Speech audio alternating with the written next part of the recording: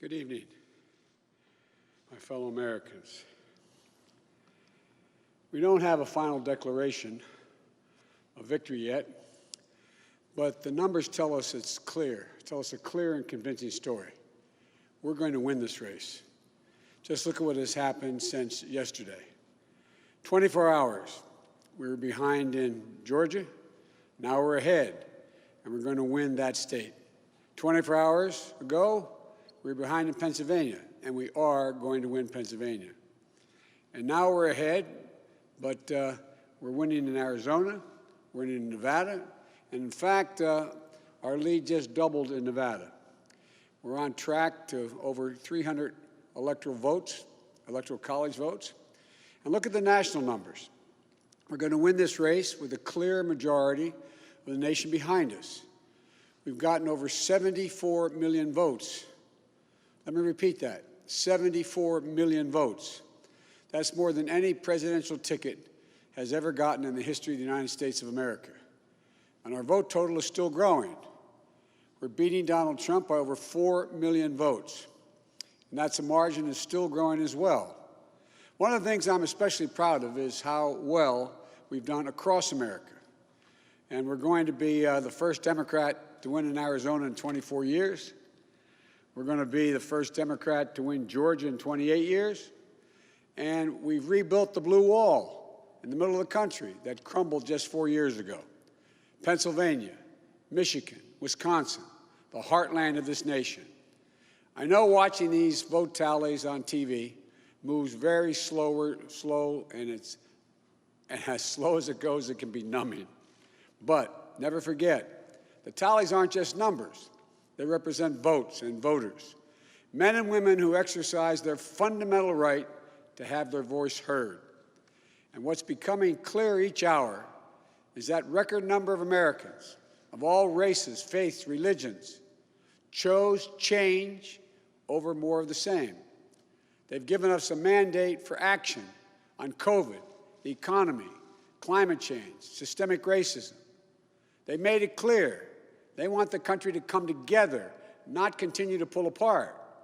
The people spoke, more than 74 million Americans, and they spoke loudly for our ticket. But while we're waiting for the final results, I want people to know we're not waiting to get the work done and start the process.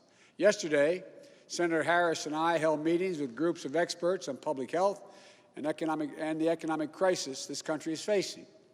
The pandemic, as you also know, is getting more worrisome all across the country.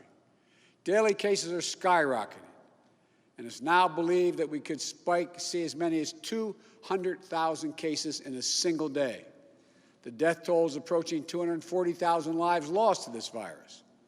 That's 240,000 empty chairs, kitchen tables, and dining room tables all across America. We'll never be able to measure all that pain and the loss, the suffering that so many families have experienced. We know something about what it feels like to lose someone. And I want them to know they're not alone. Our hearts break with you. I want everyone to know on day one, we're going to put our plan to control this virus into action. We can't save any of the lives lost, any of those who have been lost, but we can save a lot of lives in the months ahead. Senator Harris and I also heard yesterday about how this recovery is slowing because of the failure to get the pandemic under control. More than 20 million people are on unemployment. Millions are worried about making rent and putting food on the table. Our economic plan will put a focus on a path to a strong recovery. Look, we both know tensions are high. They can be high after a tough election, one like we've had. But we need to remember, we have to remain calm, patient. Let the process work out as we count all the votes. You know, we're proving again what we've proved for 244 years in this country. Democracy works. Your vote will be counted. I don't care how hard people try to stop it. I will not let it happen. The people will be heard. Our journey is toward a more perfect union, and it keeps moving on. In America, we hold strong views. We have strong disagreements, and that's okay. Strong disagreements are inevitable in a democracy, and strong disagreements are healthy. They're a sign of a vigorous debate, of deeply held views. But we have to remember, the purpose of our politics isn't total, unrelenting, unending warfare. No, the purpose of our politics, the work of the nation, isn't to fan the flames of conflict, but to solve problems, to guarantee justice, to give everybody a fair shot, and to improve the lives of our people. We may be opponents, but we're not enemies. We're Americans. No matter who you voted for, I'm certain of one thing. The vast majority of the almost 150 million Americans who voted, they want to get the vitriol out of our politics.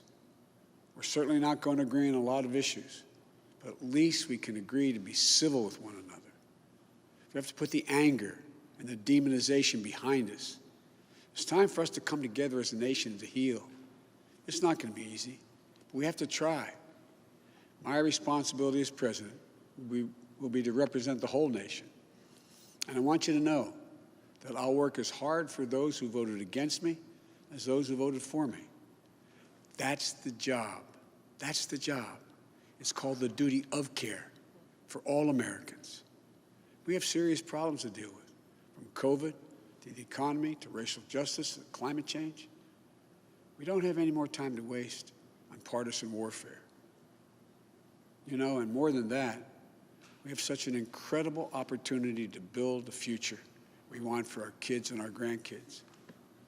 I've said many, many times, I've never been more optimistic about the future of this nation. There is no reason we can't own the 21st century. We just need to remember who we are. This is the United States of America. And there's never been anything we've been unable to do, unable to accomplish when we've done it together. I hope to be talking to you tomorrow. I want to thank you all, and may God bless you, and may God protect our troops. Good night.